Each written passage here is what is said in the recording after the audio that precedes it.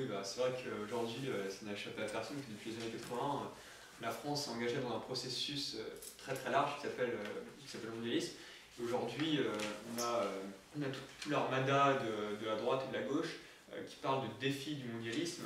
Or, aujourd'hui, le mondialisme, je pense qu'il est plus vraiment perçu comme un défi. À mon avis, il est perçu comme un échec, tant les conséquences, autant économiques que sociales, se font ressentir. Mais ce qui est même encore plus grave, c'est qu'aujourd'hui, ce qui nous est imposé, encore plus qu'un simple mondialisme, c'est un mondialisme qui est libéral. Alors finalement notre économie est plongée dans un cercle économique libéral qui vise donc à laisser aux différents marchés leur autonomie, ce qui évidemment nous défavorise énormément puisque nous avons un niveau de salaire qui, par rapport au niveau mondial, est quand même assez élevé et nous place quand même en situation de concurrence très très défavorable vis-à-vis de tous les pays où il y a une main-d'œuvre, notamment la Chine, notamment voilà, exactement tous les pays, par exemple asiatiques, où il y a une main-d'œuvre très très peu coûteuse. Alors, je crois que c'est l'article 50 de l'Union européenne qui interdit à la France de défendre, par exemple, de défendre les entreprises vis-à-vis des délocalisations, ce qui fait que les entreprises comme ArcelorMittal, on l'a vu avec ce fameux personnage qui est Edouard Martin,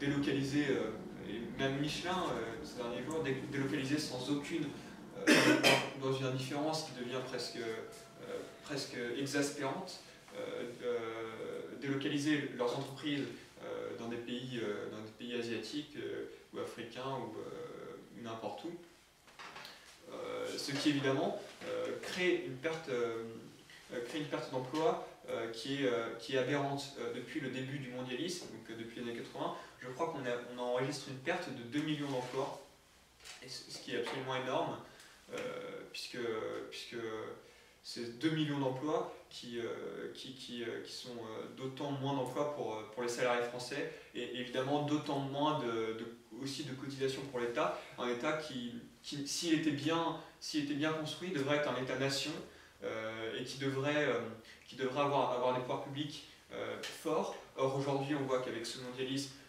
avec tout cet argent qui est dilapidé, on a des pouvoirs publics qui se désagrègent littéralement dans tous les postes publics, dans tous les secteurs d'emploi public.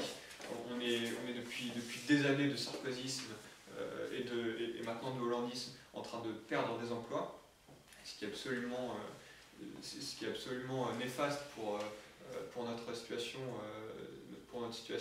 pour notre État-nation, puisque aujourd'hui, ce que je pense on a réellement perdu, c'est un réel État-nation, c'est-à-dire un État qui prend réellement conscience de l'intérêt de la France et de l'intérêt des Français.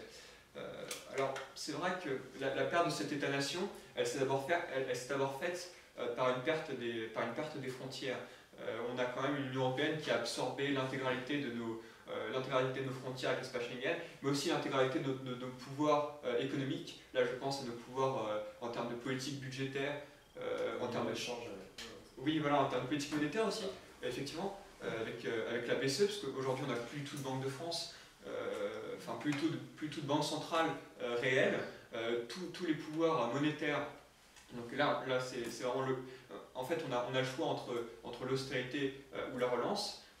Aujourd'hui, on n'est plus maître de l'austérité ou de la relance, puisqu'en termes de monnaie, c'est la BCE qui s'occupe de tout ça. Et en termes de politique budgétaire, c'est exactement pareil, puisque depuis le traité d'Amsterdam, on a le fameux pacte de stabilité et de croissance qui d'ailleurs a été sorti d'un chapeau, puisque ce sont des pseudo-économistes européistes qui nous ont imposé ça, qui en fait, entre autres, nous interdit d'avoir un déficit public au-delà de 3%, comme si c'était notre faute, comme si notre déficit nous était imputable.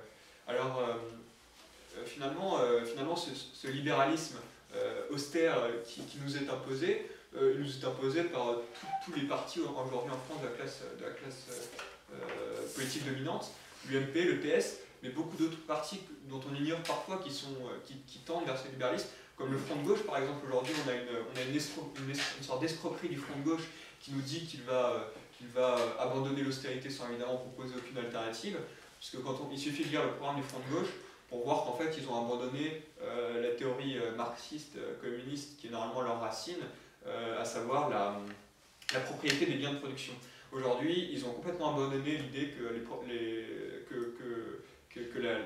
la propriété des biens de production devait être accaparée aux entrepreneurs, comme ce qui était le cas avant dans le programme du Parti communiste français.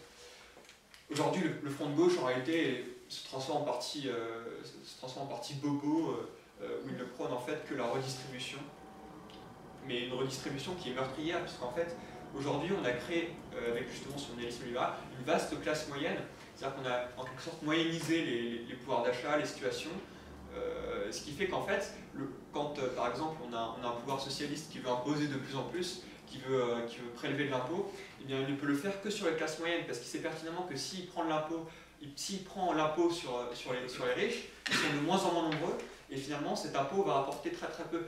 Par exemple, la taxe à 75% qui a été refusée par le Conseil constitutionnel devait rapporter un bénéfice de simplement 600 millions d'euros.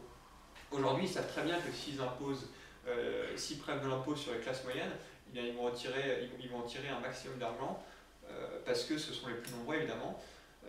Mais la conséquence de ça, et c'est ce qu'ils sont en train de faire je pense, c'est qu'ils vont littéralement appauvrir l'ensemble des Français, ce qui est donc la volonté du Front de gauche, pour revenir à mon premier propos. Ils veulent, avec leur distribution, appauvrir l'ensemble des Français et faire payer en quelque sorte aux Français ce mondialisme libéral qui est à proprement parler destructeur, puisqu'il va détruire notre niveau de vie, notre pouvoir d'achat, et donc il va dégrader nos conditions économiques, mais aussi nos conditions sociales. Exactement. Et nous voulons résister contre ça, donc contre cette sorte de dictature, cette dictature mondialiste qui veut accaparer le pouvoir de notre État-nation. Les caisses de l'État, si tout le monde se délocalise, qu'est-ce qui va rentabiliser les caisses de retraite et tout ça d'ici quelques temps? Exactement. Exactement. Hein, déjà, les gens ils commencent à se rendre compte. On fonctionne déjà sur les petits retraités, déjà on commence à en fonctionner. Exactement. Moi je connais plein de gens de moi qui sont retraités, qui s'en vont bosser. Alors nous déjà en tant que chômeurs, on change du boulot. Ah non mais c'est... Exactement. L'histoire de taxe sur la propriété, qui sait s'ils vont pas le faire. Je pense qu'ils vont attendre quand même les élections municipales s'ils veulent le faire. Moi je sais que c'est un coup d'État qui se prépare. Moi c'est Garnet. Oui, oui. Ça commence à y ressembler. Est-ce que l'armée a encore assez de moyens?